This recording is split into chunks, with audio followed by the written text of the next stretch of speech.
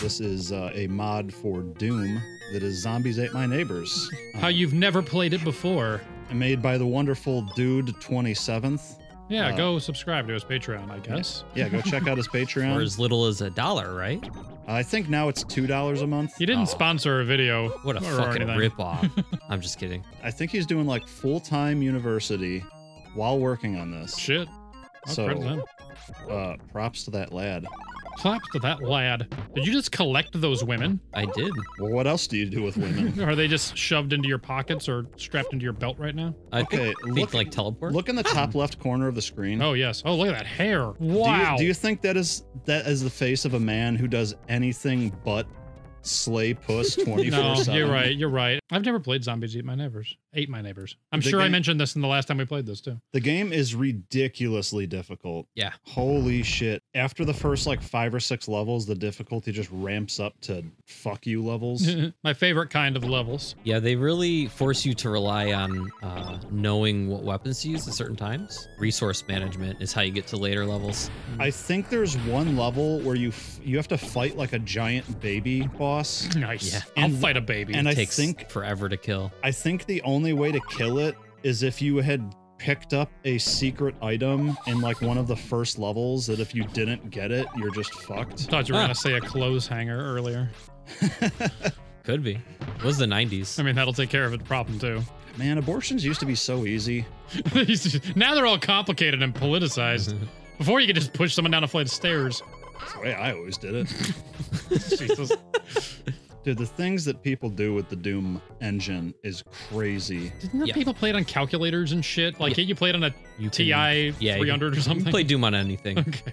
Someone Samsung refrigerator. Someone recently put Skyrim on a pregnancy test. What the fuck? And no, I'm not kidding. It's like this digital pregnancy test, like a reusable fucking thing. Screen, yeah. And it's got a little like I think like 100 by 100 or not even, maybe like 60 by 60 pixel screen. And that's all you need.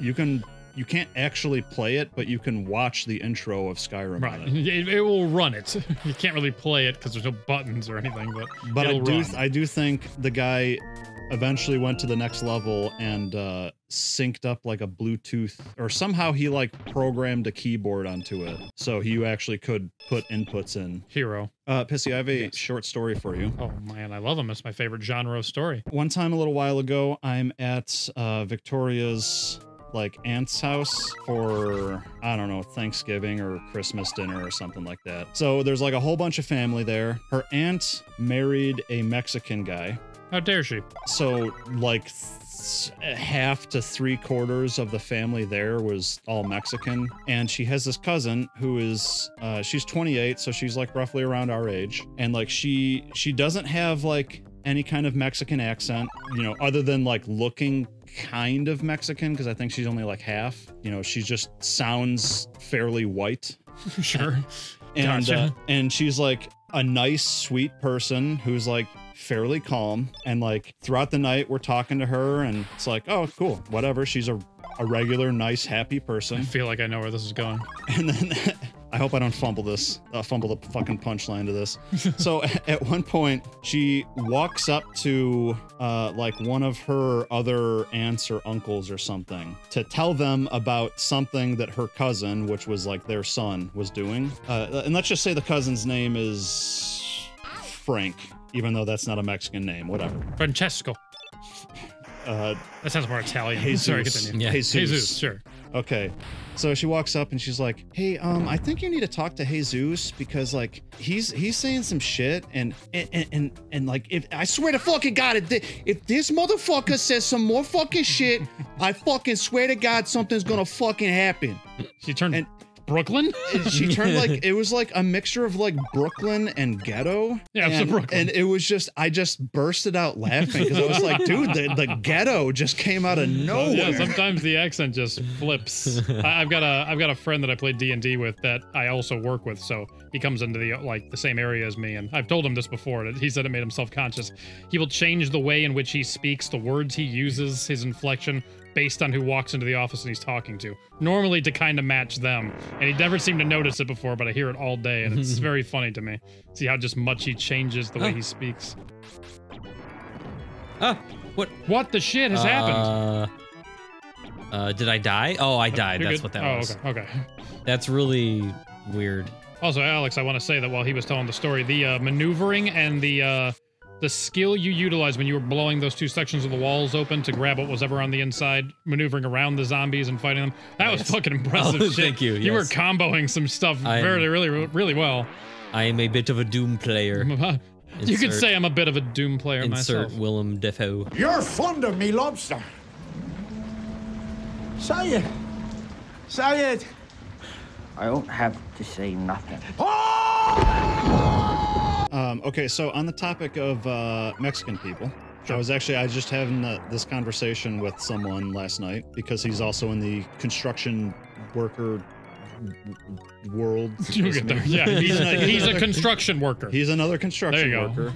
So, being a construction worker, there's a lot of times where you work with a lot of Mexican people on jobs, and which you're probably familiar with too. Like in the warehouse industry, I mean, there's a lot of times you work with a Mexican guy. I've worked with my fair share of people from south of the border. Yes. I don't know how it is at where you work, but do you ever work with Mexicans who speak like broken English, like very little English? Not so much anymore, but I did when I worked at McDonald's. Okay, so I've worked several different jobs and met a lot of different Mexican people that spoke very little English. Like I kind of like started developing like the way that I would talk to them is like, you're not speaking broken English, but you kind of talk to them with like very, very basic vocabulary. Right, you don't want to flower it up too much if they're not comfortable with the language. You just get the important words out. Right, and like I never really thought anything of it because you're just talking to them and they probably don't think anything of it because it's not like they can tell like,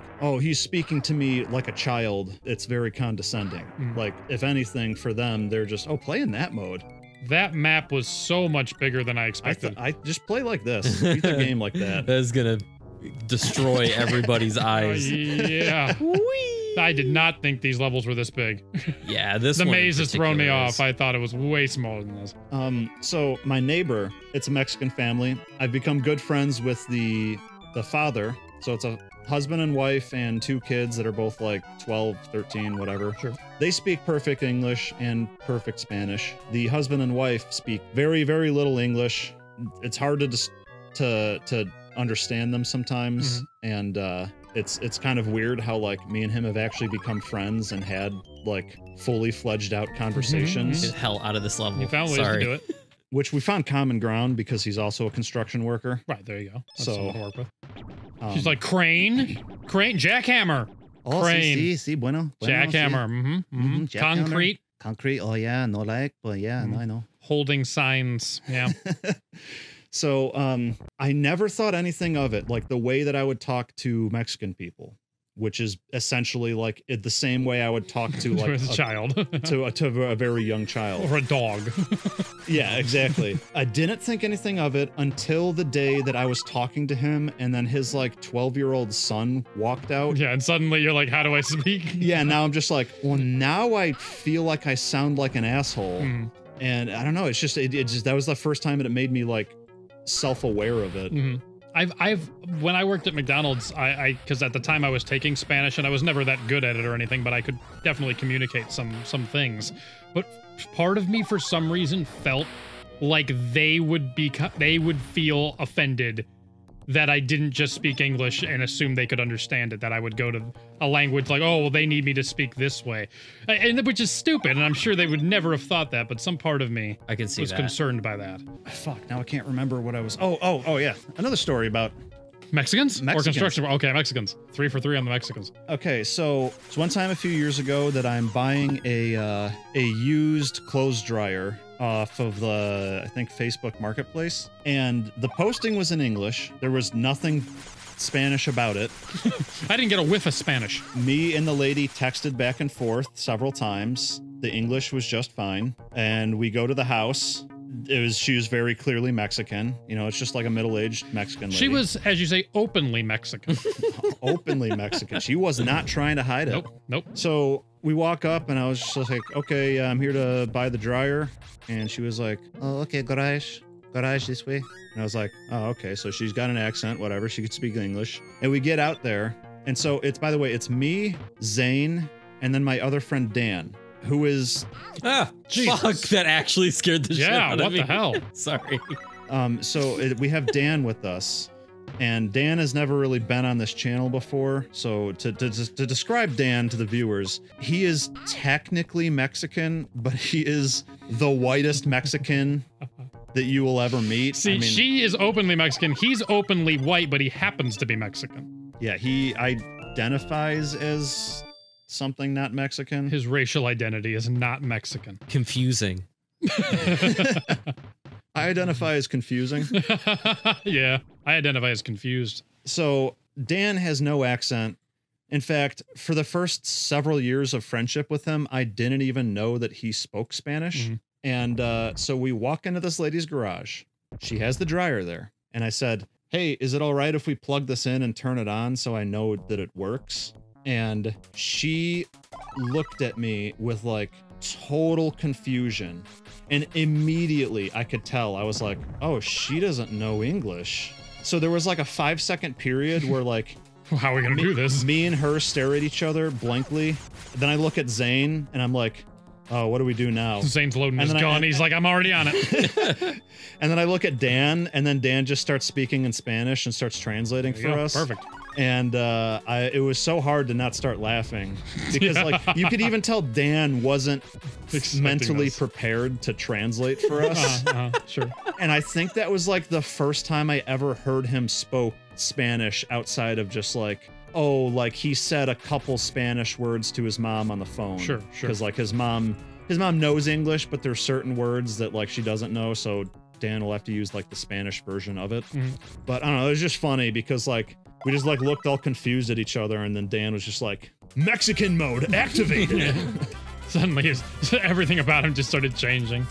Skin got darker. Sombrero grew on his head. Yeah, pulls out the sombrero. Mariachi music starts going off in the background, inexplicably. Well, nice. Good thing you brought him along. That helps. And then I found out afterwards that her like 5-year-old son was the one that typed out the posting. I was about for to her. say I'm sure it was a family member that could do it better, and she just was like, well, I'm not gonna be able to sell this if I can't talk to the people. Hey, right? You handle this. 5-year-old son though, not tipping off the fact that he's 5 is impressive. Yeah, no, he's like for real. She didn't sell him out. She didn't sell him out until he walked out towards the end of the transaction. Baby, what are you doing here? Yeah, right. I mean, the tourists I can understand, but the baby? The archaeologist? Yeah, sure. So I have a bit of a oh no, a game question. over. So how did we, if they ate your neighbor, why did we end up in what appears to be Egypt? Did we just decide, fuck it, we're gonna save the world? It's because this game, like the whole theme and the bit is it's all based off of like old horror movies.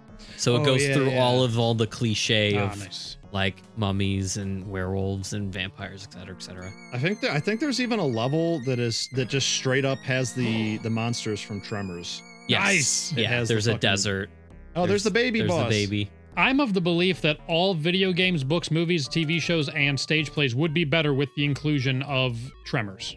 Anything from Tremors. Okay. More Tremors is better. All right. Let's dive a little bit deeper into this. The Godfather, Tremors. Put it in there. Brokeback Mountain? Oh, I would be much better with Tremors. They're on a mountain, for God's sake. Think about how much of a twist that would be. I wish I could quit you and then BAM! Eaten! I don't know how I feel when your dick's in my cornhole. Consumed by 20-foot worm. Precisely. To Kill a Mockingbird, in there does his fiery court speed, eaten by a worm.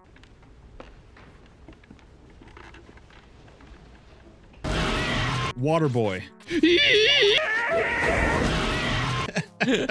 Henry Winkler fist fighting a giant worm from Tremors, even better if we're going to talk about Waterboy. Backdoor Sluts number 9. There's several worms in it, and they could have done with more. Those girls had more holes. Who brought this up? I feel like this might have. I'll just edit it out if it was. But What happened?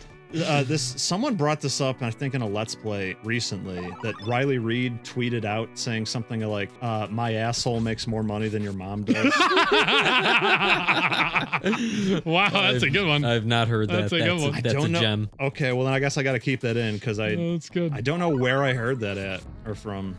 You need a funny porn account to follow. Look at Asa Akira. Her Twitter is like, she's just like, I can't remember what happened. She's like, somebody on the street called me a whore today. Excuse me, do you know that I'm Miss Anal Queen 4 years running? Like, her tweets are really funny. These archaeologists are literally looking at just walls that have clearly been excavated already. They have magnifying glasses, Pissy. Is that all an archaeologist needs?